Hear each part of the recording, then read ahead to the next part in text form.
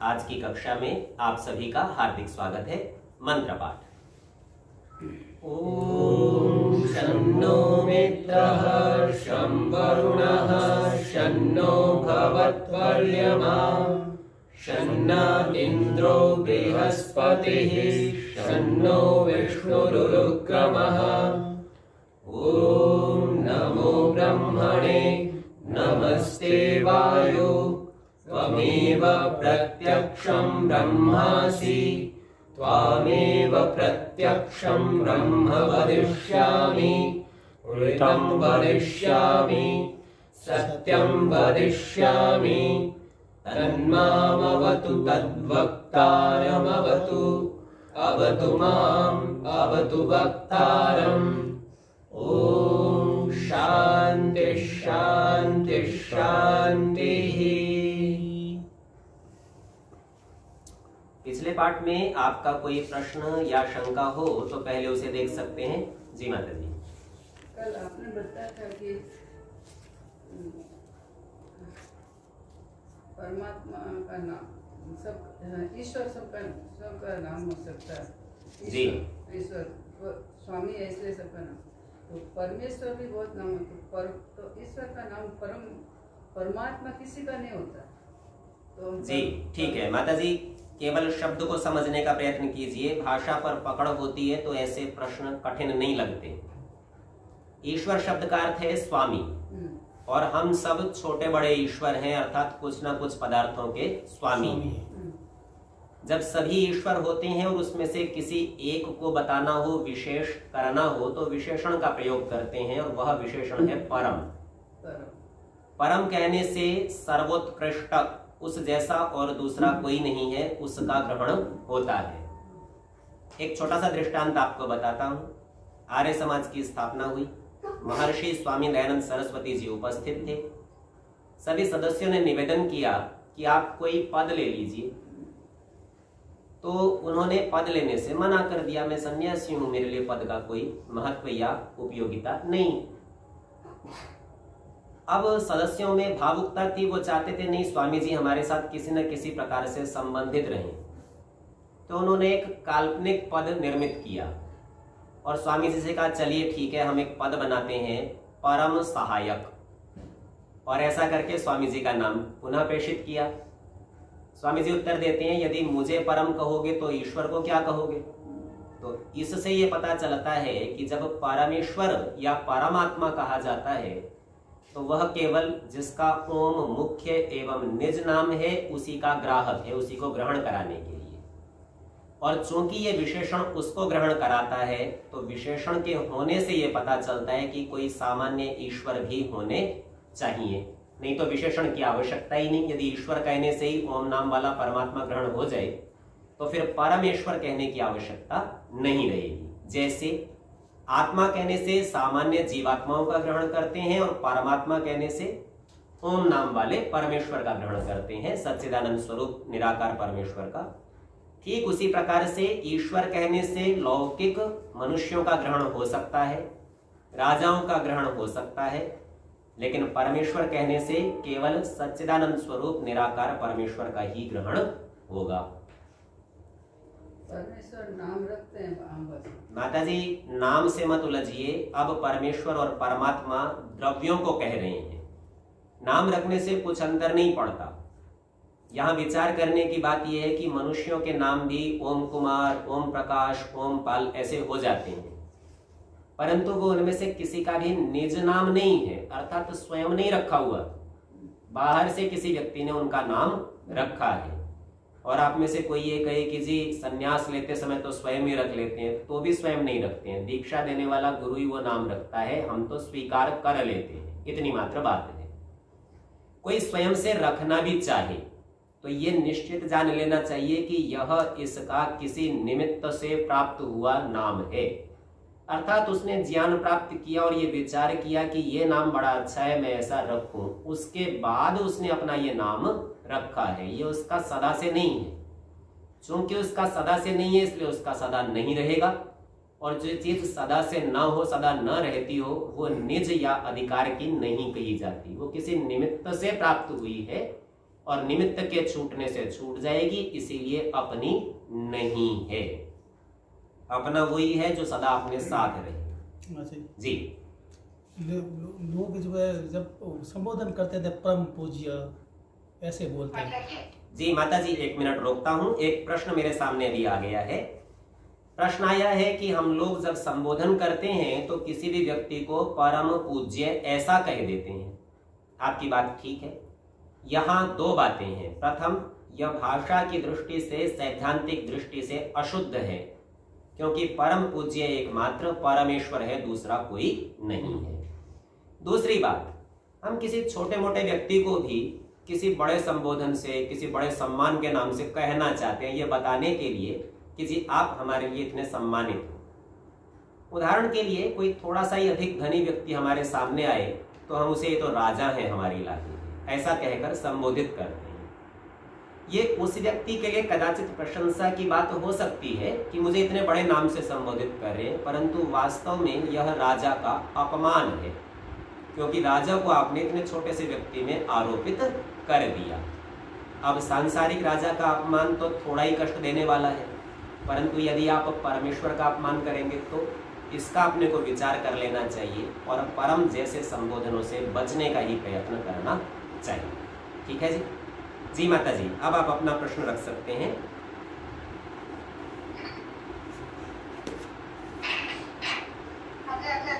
जी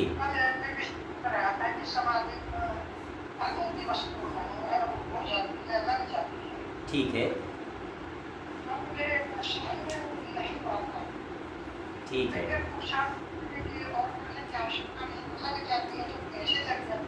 चलिए मैं शब्दों को थोड़ा बदलता हूँ। कल भी ये नहीं कहा था कि करने की आवश्यकता नहीं है, ये कहा था करने की वस्तु नहीं है। अर्थात ये वह क्रिया नहीं है जो आप करेंगे, ये फल है। फल किया नहीं जाता, फल हो जाता है। सबको ये पता होता है कि इस क्रिया से ये फल होगा, तो हम लोग केवल कर्म करते हैं, फल हम नहीं करते हैं। क्योंकि यदि फल पर हमारा अधिकार होता और ये करने की वस्तु होती तो कोई भी अपने लिए बुरा कर्म और बुरा फल नहीं करता। तो हमारा अधिकार कर्म करने तक है, कर्म को ही प्रयत्न कहते हैं। तो आप जो इसकी तैयारी है, जिसे हम अष्टांग योग में यम से लेकर ध्यान तक की प्रक्रिया, उतने को हम करते हैं। और उसमें जो होता है ना, वो हमारी ओर से नहीं है, वो हमारे द्वारा नहीं है। जैसे आप खाना खाते हैं और आपका पेट भर जाता है, तो आपका अधिकार खाना खाने में तो है, पेट भरने में नहीं है। आपको पता है इस क्रिया से ये होता है, इसलिए आप उस क्रिया को करते तो हैं, लेकिन पेट भरने की प्रक्रिया आपके नियंत्रण में नहीं है। आप देख सकते हैं कभी कभी आपने खाना खाया और पेट ही नहीं भरा, आप कह लेते हैं, आप भाषा में कैसे प्रयोग करते हैं, बोले पेट तो भर गया मन नहीं भरा, अथवा खा तो लिया लेकिन संतुष्टि नहीं हुई, पेट भरा सा लग नहीं रहा, आदि आदि। तो हमको पता नहीं होता इन चीज़ों का कि ये पेट कब भरता है, और इसी का क्या परिणाम है। कभी हम कम खा जाते हैं, कभी ज़्यादा खा जाते हैं, और कभी कभी तुक्के से उतना ही खा जाते हैं जितनी आवश्यकता होती है, तो हमको इसका पता नहीं होता। तो क्रिया में आपका अधिकार है, कर्म में आपका अधिकार है, फल में नहीं। और समाधि एक फल है, आप प्रयत्न कर सकते हैं, आप तैयारी कर सकते हैं, वो सब आपने कर लिया। लेकिन समाधि लगेगी तब जब ईश्वर वह फल चाहेगा, कि अर्थात आपकी योग्यता का आकलन कर लेगा और उसको लगेगा अब ये देना है, इसका कर्म पाक हो चुका, अब इसकी समाधि लगानी है, लगा देगा। तब तक आप प्रयत्न करते रहिए। यही स्थिति ध्यान में भी है। आप ध्यान की तैयारी कर सकते हैं, शांत स्थान पर बैठ गए, निर्वात स्थान पर बैठ गए, कोई शोर नहीं है, कोई गंध नहीं है, तेज हवा नहीं है, कोई स्पर्श की वस्तु नहीं है, सब इंद्रियों को हटा लिया।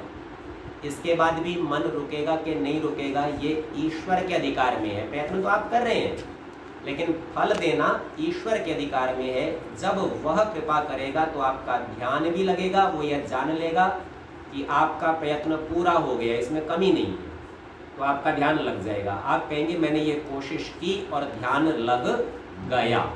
आप ये नहीं कहते ध्यान लगाया। ध्यान लगाया कोई कहता भी है तो इसका तात्पर्य ध्यान लगाने की प्रक्रिया का प्रयोग मात्र किया, इतना ही केवल होता है। ठीक है माता जी। जी। मेरे से किसी ने पूछा कि नियम की परिभाषा क्या है, गति की क्या है, मुझे ये नहीं बताई जा रही। तो एक तो आपने नियम की परिभाषा पूछी और दूसरी कौन सी पूछी? गति। ठीक है,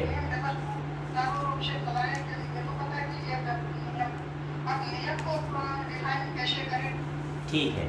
तो सबसे पहले तो ऐसा समझिए, नियम के जो पर्यायवाची शब्द हम प्रयोग करते हैं उनमें मर्यादा और व्यवस्था।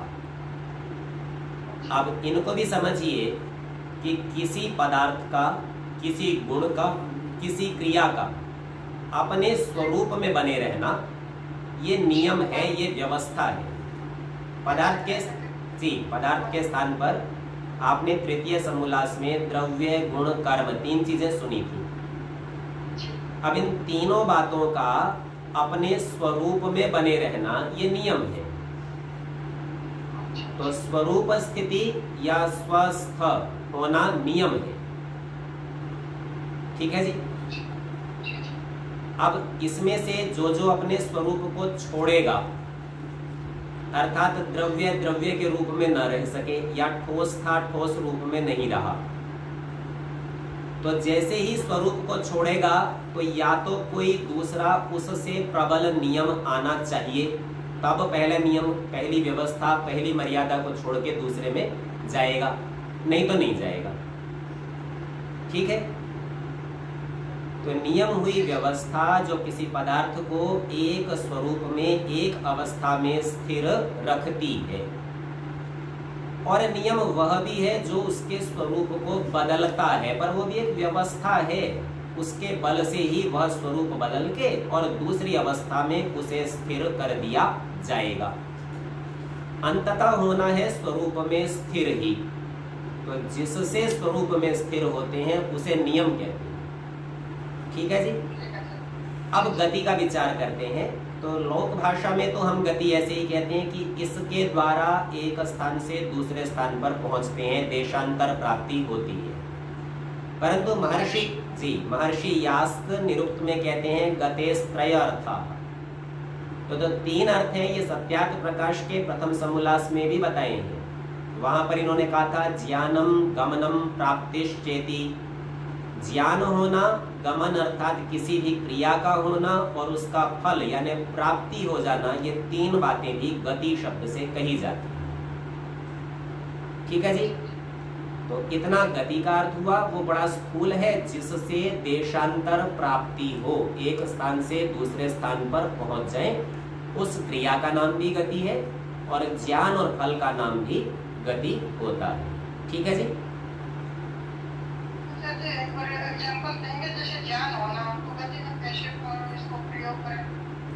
देखिए, आप एक कथन किया करते हैं, इसकी सदगति हो गई।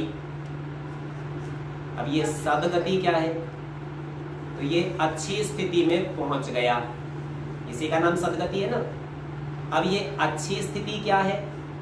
तो सर्वश्रेष्ठ होता है गुण ज्ञान, क्योंकि परमेश्वर एक ही कारण से है और उसका वो कारण है सर्वज्ञता। इसके लिए योग दर्शन में एक सूत्र आता है, तत्र निरतिशयम सर्वज्ञ बीजम। ये सर्वज्ञता गुण यदि परमेश्वर में से निकाल ले तो बाकी सब निकल जाएगा, परमेश्वर ही नहीं बचेगा। तो ज्ञान सर्वश्रेष्ठ गुण है और सदगति होना, अच्छी स्थिति होना, ज्ञान की उच्च स्थिति का प्राप्त होना है। तो किसी की भी सदगति कब होती है? जब उसको ज्ञान प्राप्त हो जाता है। और ज्ञान की सर्वोच्च स्थिति क्या है?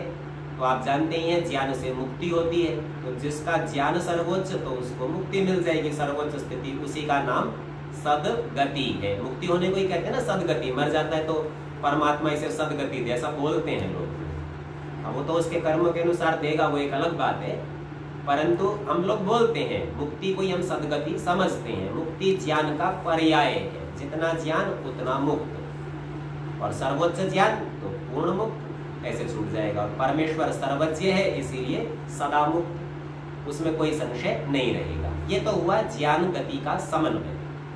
कर्म आप जानते ही हैं, लोक में प्रसिद्धि है, क्रिया करते हैं तो सब गति हो रही है, एक स्थान से दूसरे स्थान पर जा रहे हैं, उसे शास्त्रकार ने गमन नाम से कहा।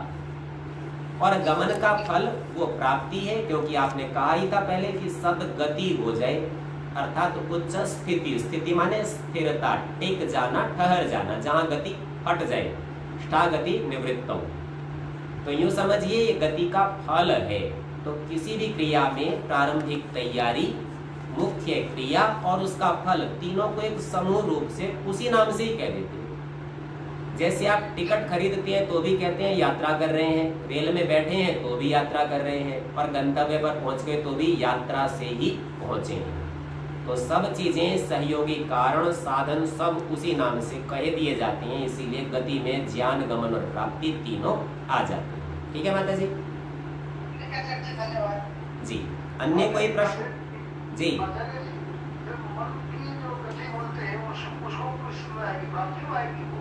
तीनों प्रकार से देखिए, मन का ज्ञान, क्योंकि आपके शरीर को छोड़कर तो बाहर भागता नहीं, मन रहेगा तो अंदर ही। अब अंदर ही रहता हुआ भी अमेरिका की यात्रा कराता है, तो वास्तव में यात्रा क्या है? वहां का ज्ञान प्राप्त कर लेता है। तो इसीलिए मन की गति, मन का ज्ञान, और उसकी क्रिया, वास्तव में उसकी क्रिया क्या है? वो इंद्रियों को आदेश देता है ऐसा करो, और इंद्रियां कार्य कर देती हैं। इस आदेश का नाम ही गमन या उसकी क्रिया है। और प्राप्ति, उपलब्धि, जैसे वो ज्ञान को प्राप्त करता है या सुख दुख आदि अनुभवों को प्राप्त करता है, ये सब उसकी प्राप्ति है। ठीक है जी?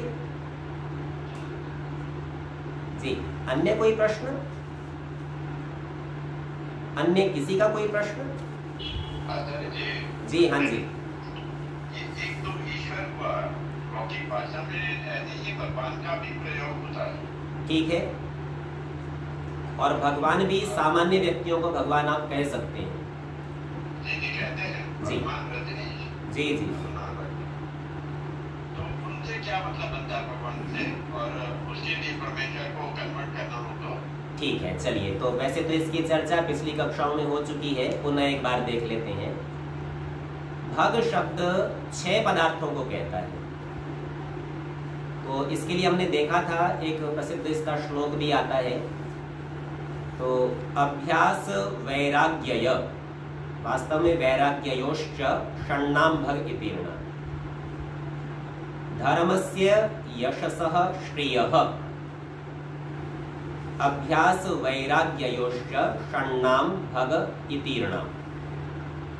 ये पूरा श्लोक जो प्रारंभ होता है, ऐश्वर्यस्य समग्रस्य, संपूर्ण ऐश्वर्य जिसके पास हो, धर्मस्य यशसः श्रियः, धर्म, यश और श्री अर्थात तो शोभा जिसके पास हो, अभ्यास वैराग्ययोश्च, अभ्यास और वैराग्य जिसके पास हो, षण्णाम, इन 6 का नाम, भग इतीर्ण, ऐसा कहा जाता। तो इनसे जो युक्त होगा उसे भगवान कह देंगे। जैसे धन वाले को धनवान कहते हैं, ऐश्वर्य वाले को भगवान, धर्म वाले को, धार्मिक को भगवान, यश वाले को भगवान, शोभा वाले को भगवान, अभ्यास वाले को भगवान और वैराग्य वाले को भी भगवान कह देते हैं। अब लौकिक मनुष्यों के तो ये नाम हो सकते हैं, परंतु परमेश्वर के लिए चूंकि वह इनमें सबसे उच्च स्थिति वाला है, उसका ऐश्वर्य, उसका धर्म, उसका यश, उसकी शोभा, सब कुछ सबसे उच्च है ना, तो इसीलिए यह उसका तो मुख्य नाम है, और सामान्य मनुष्यों में ये गौण नाम है। यहाँ कोई विशेषण अलग हमें नहीं मिलता। हम परम भगवान ऐसा नहीं कहते, महाभगवान ऐसा भी नहीं कह सकते, तो कोई ऐसा शब्द नहीं है। ये बिल्कुल वैसे ही है जैसे राजा हमने एक छोटे व्यक्ति को कह दिया था। देखो, इस संबंध में साहित्य में एक बड़ा प्रसिद्ध श्लोक आता है। एक प्रसिद्ध कवि हुए जगन्नाथ, तो उन्होंने औरंगजेब की प्रशंसा में, औरंगजेब के समय में हुए, उनकी प्रशंसा में एक श्लोक लिखा था, दिल्लीश्वरो वा जगदीश्वरो वा किंचित दाने समर्थाः, कि या तो दिल्ली का ईश्वर जो औरंगजेब है, या जगदीश्वर जो सारे जगत का ईश्वर है, वो ही कुछ ना कुछ देने में समर्थ है। अन्यै नृपालैः परिदीयमानं शाकाय वा स्यात् लवणं वा लवणाय वा स्यात्। और बोले अन्य राजा दूध देंगे, वो क्या देंगे? बोले या तो सब्जी के लायक देंगे या नमक के लायक देंगे, और तो क्या कौन दे सकता है। तो उसने औरंगजेब की प्रशंसा में श्लोक लिखा था, प्रसिद्ध कवि था कि देने वाले दो ही हैं, या तो भगवान देगा या तो दिल्ली का राजा ईश्वर है वो देगा। ठीक है जी। तो बड़े व्यक्ति के नाम का संबोधन छोटे व्यक्ति की प्रशंसा में चापलूसी के रूप में कहा जाता है, अपने को उससे बचना ही चाहिए। और भगवान शब्द तो व्याकरण से छोटे लोगों में प्रसिद्ध है, इसलिए उसे कह सकते हैं, पर परमेश्वर के लिए भगवान कहना उसके स्वरूप का प्राकट्य नहीं कर सकता अथवा समग्रता से नहीं कर सकता। यूं तो परमेश्वर को कोई भी शब्द पूर्णता से नहीं बताता, सब उसके किसी न किसी गुण का कथन मात्र करते हैं। केवल ओम एक ऐसा शब्द है जो परमेश्वर ने स्वयं बताया है कि ये मेरा नाम है, तो उसके कहने से हम ये कल्पना करते हैं कि हमने सारा पकड़ लिया। पकड़ा तो जा नहीं सकता, पर ऐसा मानकर चलते हैं। ठीक है जी। आचार्य जी, में एक और शब्द आपने कहा, पूजनीय शब्द जो है लौकिक भाषा में किसी के साथ भी नहीं लगाना। ऐसा नहीं कहा, फिर ध्यान से सुनिए। परम पूज्य शब्द नहीं लगाना चाहिए, पूज्य लगाना चाहिए, पूजनीय लगाना चाहिए, परम शब्द नहीं लगाना है। परम केवल परमेश्वर का विशेषण है, सामान्य पूज्य कहिए, पूजनीय कहिए, उसमें कोई आपत्ति नहीं। ठीक है जी। पर आचार्य, पूजनीय परमेश्वर के अलावा और कौन कैसे कर सकते? माता पूजनीय है, पिता पूजनीय है, आचार्य पूजनीय है, अतिथि पूजनीय है, सन्यासी पूजनीय है, ये सब पूजनीय है। शब्द का भाव समझिए, जो पूजा के योग्य है वह पूजनीय है। पूजा शब्द का अर्थ उपदेश मंजरी सप्तम उपदेश में स्वामी जी खोलते हैं, सत्कार करना। सत्कार माने सत्य क्रियाओं का करना, अर्थात यथा योग्य व्यवहार का नाम पूजा है। तो जिसके साथ आप यथा योग्य व्यवहार करेंगे वह उतना उतना आपका पूजनीय होगा। ठीक है जी। आचार्य जी, प्राण तो निमित्त तो जब हम मंत्र पढ़ते हैं तो उसकी जो अर्थ होता है, आप ही केवल पूजनीय है, पूजनीय परमात्मा है। ठीक बात है। वहां कहते हैं जो प्राण वाले और अप्राणी रूप जगत का अपने अनंत महिमा से एक ही विराजमान राजा है, आपसे भिन्न दूसरा कोई नहीं है। तो आप विचार करके देखिए, यहाँ चर्चा स्तुति, प्रार्थना और उपासना की है। तो उपासनीय देव तो एकमात्र परमेश्वर है और अन्य सांसारिक पूजा के प्रयोग के योग्य हैं।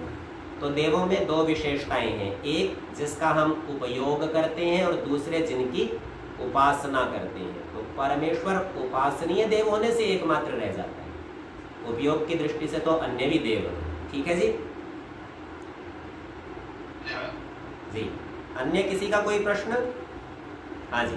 आचार्य जी, अभी आपने बताया था परमेश्वर ज्ञानवान होने से परमेश्वर है। ठीक है। तो उसका कारण भी बताया कि ज्ञान कारण होने से परमेश्वर है, तो परमेश्वर का तो कुछ कारण नहीं होता है।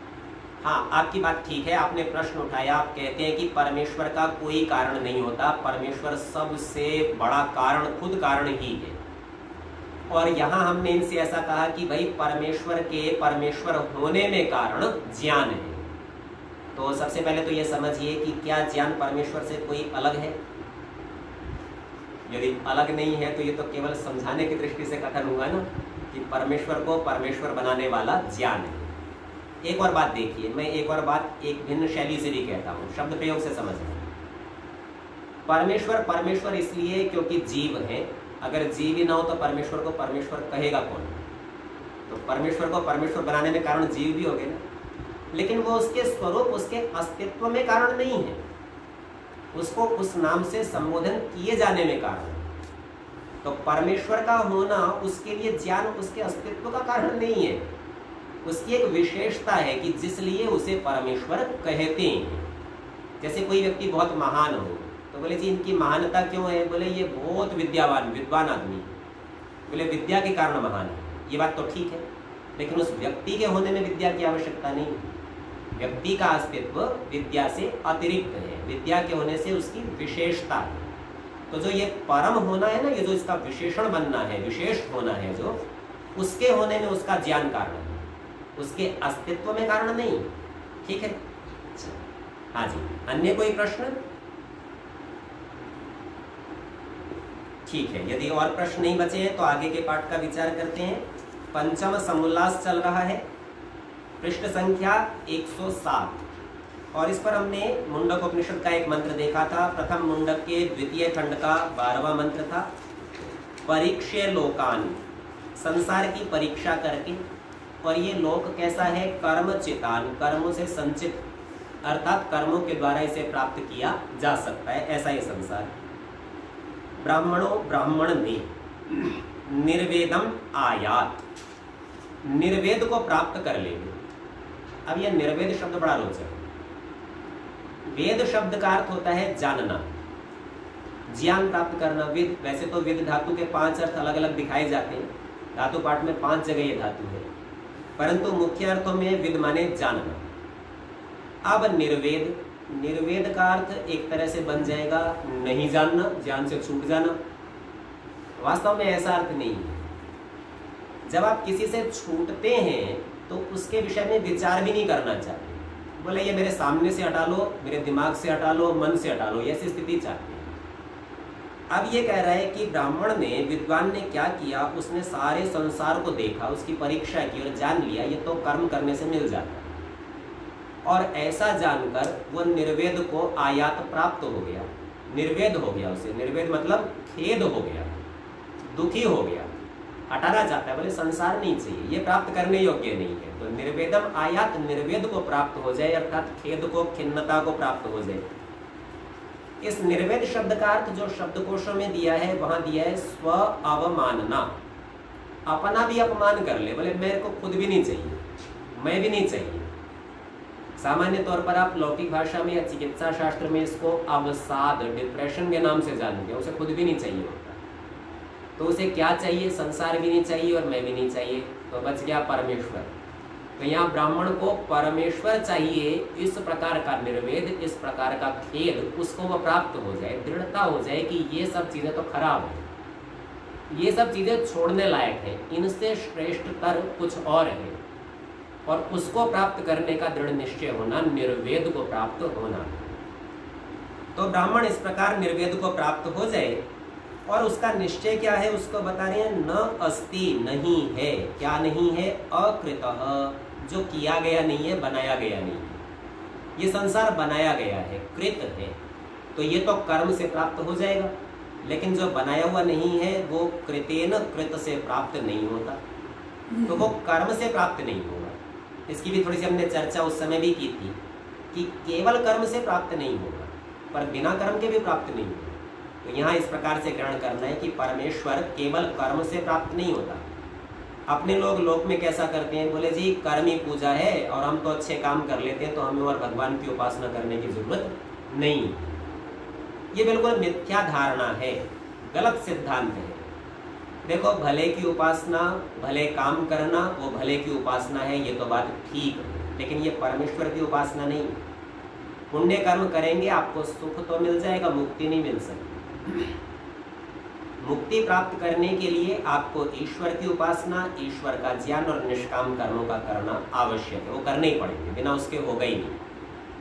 तो यहाँ पर इन्होंने ये जो बताया कि वो कृतेन, कार्यों के द्वारा प्राप्त नहीं होता, क्योंकि वो स्वयं कार्य नहीं है, बना हुआ नहीं है, बनी हुई चीजें ही कर्म से प्राप्त की जाती है। पुनः ये कहते हैं तद विज्ञानार्थम, उस अकृत परमात्मा के विज्ञान के लिए, उसका ठीक ठीक हमको बोध हो सके, अथवा उससे ज्ञान प्राप्त करने के लिए क्या करे, स कौन, वह ब्राह्मण, गुरुमेव अभिगच्छेत, गुरु के पास चला जाए। कैसे जाए, समित पाणी ही, हाथ में समिधा लेकर चला जाए, अरिक्त हस्त, इसका अर्थ भी हमारे भाषा में देखेंगे। और गुरु कैसा होना चाहिए, श्रोत्रियम ब्रह्मनिष्ठम, जो वेद वेदांगों का सांगोपांग जानने वाला हो, उपदेश करने में समर्थ हो, और ब्रह्मनिष्ठ, ब्रह्म में स्वयं ठहरा हो, ईश्वर का साक्षात्कार किए हुए हो। जो ऐसा नहीं होगा तो वो आपको नहीं करा सकता, जो खुद वहां तक नहीं पहुंचा वो आपको भी वहां तक नहीं पहुंचा सकता। आर्य भाषा में अर्थ करते हैं, सब लौकिक भोगों को कर्म से संचित हुए देखकर, ब्राह्मण अर्थात सन्यासी, तो दोनों विद्वान के पर्याय हैं। कोई ये नहीं सोचे कि गिरवे वस्त्र वाला मात्र सन्यासी होता है। हम ये चर्चा कर चुके हैं कि जिसको सांसारिक सुख की इच्छा नहीं है, विषय जिसे आकर्षित नहीं करते, वो बना बनाया सन्यासी, उसे नया सन्यास लेने की आवश्यकता नहीं। तो बोले ऐसा ब्राह्मण अर्थात सन्यासी वैराग्य को प्राप्त हुए। अब जो हमने ऊपर खेद शब्द कहा था ना, निर्वेद, इन्होंने इसको वैराग्य शब्द से कहा है। तो जो व्यक्ति सारे संसार में कुछ प्रतिक्रिया सी करता नहीं दिखाई देता, बोले तो वैरागी हो गया, इसे कोई संसार से लेना देना ही नहीं, क्योंकि संसार उसे खिन्न करता है, उसे संसार से खेद होता है। तो ऐसे वो वैराग्य को प्राप्त हो गए। क्योंकि अकृत अर्थात न किया हुआ परमात्मा कृत अर्थात केवल कर्म से प्राप्त नहीं होता। इसका तात्पर्य कर्म के अतिरिक्त और भी चीज चाहिए जिनसे वो प्राप्त होगा। यहाँ कर्म का सर्वथा त्याग नहीं कर सकते। इसलिए कुछ अर्पण के अर्थ अर्थात भेंट देने के लिए हाथ में लेके, यानी समित पाणी, खाली हाथ नहीं, कुछ लेके जाए। वेद वित्त और परमेश्वर को जानने वाले, तो वेद वित्त है श्रोत्रियम और परमेश्वर को जानने वाले ब्रह्मनिष्ठ, इनके अर्थ किए। जानने वाले गुरु के पास विज्ञान के लिए जावे। तो ये विज्ञान विशेष ज्ञान समझ लीजिए, परमेश्वर को जानना ही विज्ञान है। आप कोई भी क्रिया करते हैं ना, हम लोग इसको अनुभव अर्थ से कहते हैं। मैंने जान लिया कि गाड़ी ऐसे चलाते हैं, अब मैंने गाड़ी चलाई, वो मेरा कर्म हो गया, और चलाने के बाद मैं अपने स्थान पर गंतव्य पर पहुंच गया, ये मेरा फल हो गया।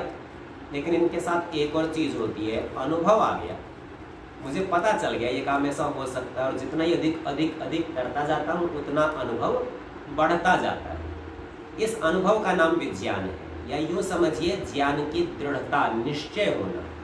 और ज्ञान की दृढ़ता तब हो सकती है जब ज्ञानी आपके साथ हो। अब ज्ञानी है परमेश्वर, तो आपका विज्ञान, आपका अनुभव, आपका जो दृढ़ता है वो तब होगी जब जब परमेश्वर आपके साथ होगा। तो तद विषयक ज्ञान का होना अर्थात तद विषयक ज्ञानी का होना, तो उतना उतना परमेश्वर आपके साथ जुड़ता जाता है। जितना ही आप पढ़ते जाएंगे उतना परमेश्वर के समीप होते चले जाएंगे। तो इसी तरह से कहता है कि गुरु के पास विज्ञान के लिए जावे, अर्थात वो परमेश्वर कैसे मिल सके इसके लिए जावे, ज्ञान की दृढ़ता के लिए, निश्चय के लिए जावे। जाके सब संदेहों की निवृत्ति करे, शंका समाधान कर ले, किसी भी प्रकार का संशय रहना नहीं चाहिए। परंतु सदा इनका संग छोड़ देवे, कि जो अब जिनका संग छोड़ना है वो अगले श्लोकों में बता रहे हैं। वास्तव में इस प्रकार के गुरु होते जी।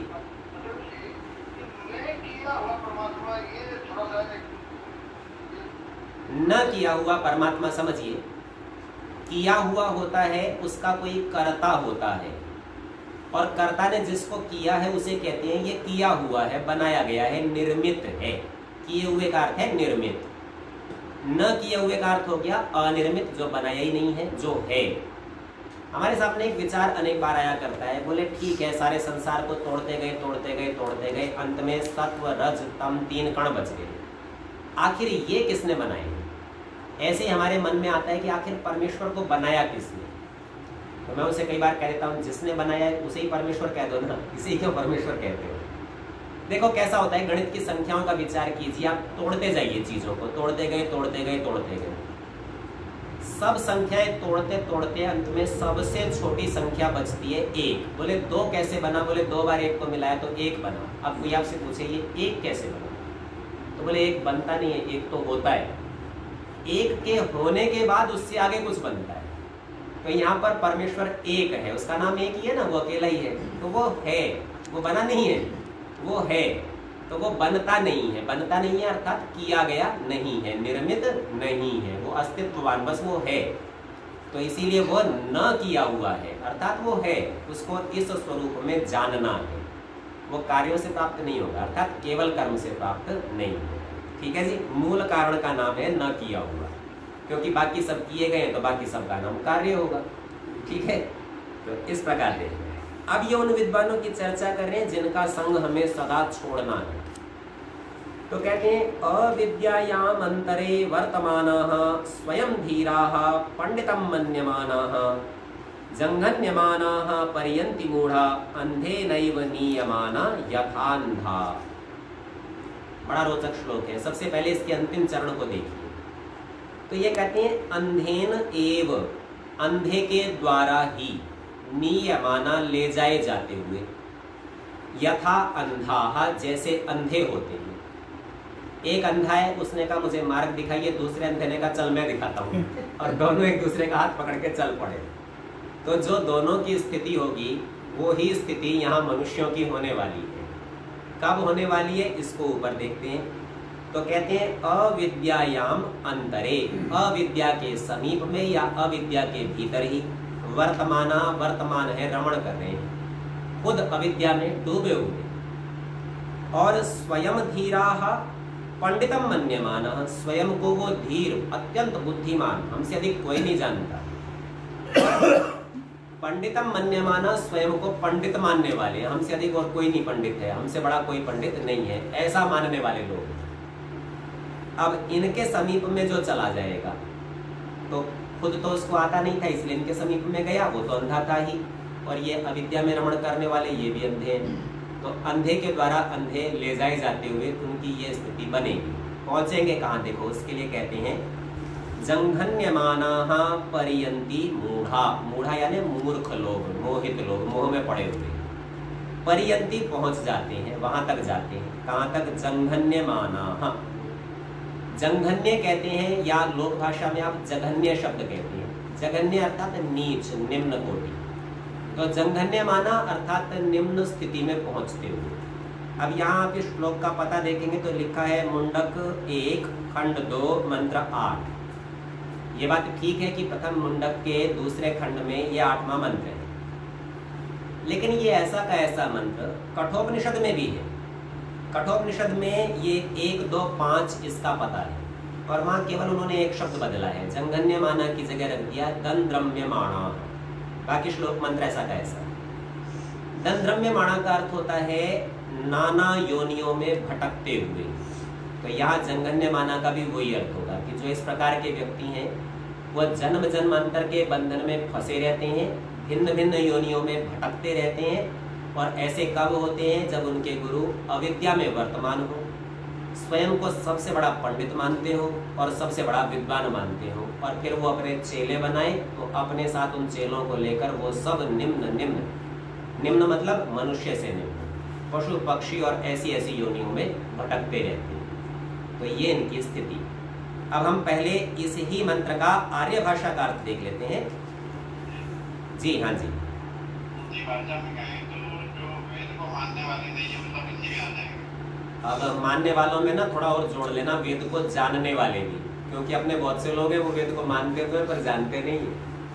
तो वेद को जानने वाले, वेद को मानने वाले, और जो वेद को मानकर वेद के अनुसार आचरण करते हैं वे तो वास्तविक पंडित हैं, और जो ना जानते हैं, ना मानते हैं, ना तदनुसार आचरण करते हैं, कुछ भी और कुछ भी करते हो, या बाकियों में भी आधे अधूरे, केवल मानते हो या केवल जानते हो या देखा देखी कुछ थोड़ा बहुत कर लेते हो, तो वो सब ये वाले हैं जो अविद्यायाम अंतरे वर्तमान।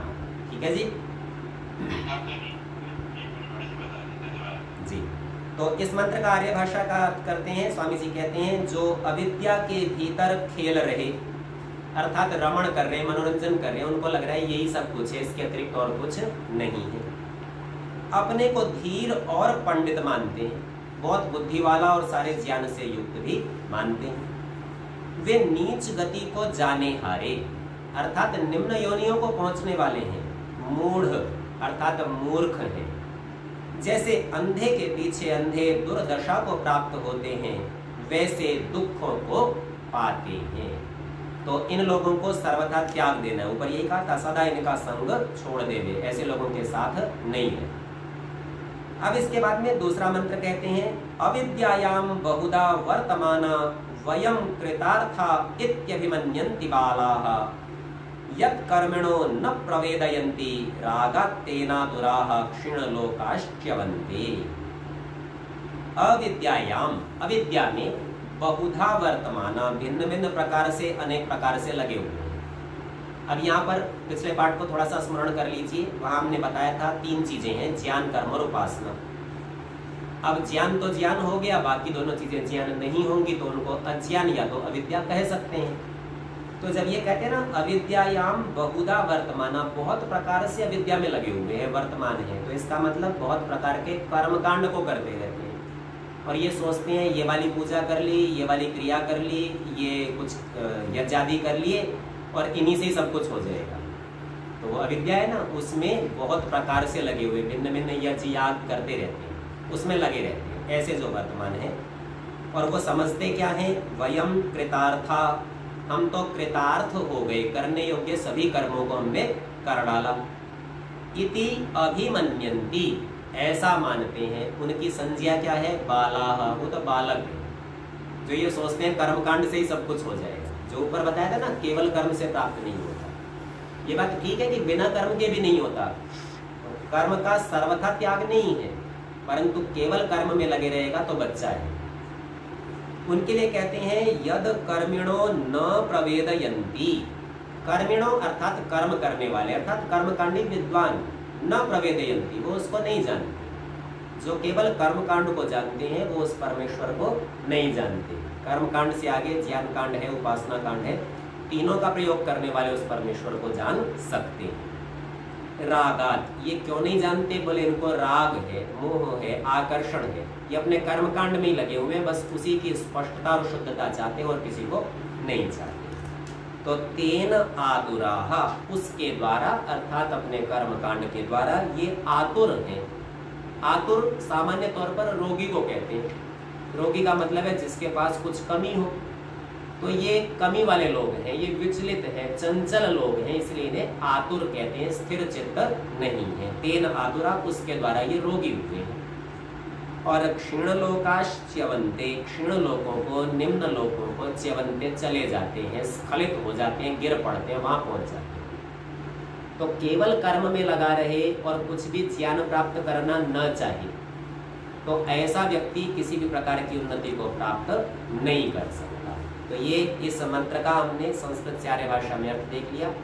आज के पाठ का समय समाप्त होता है, शेष विचार अगली कक्षा में।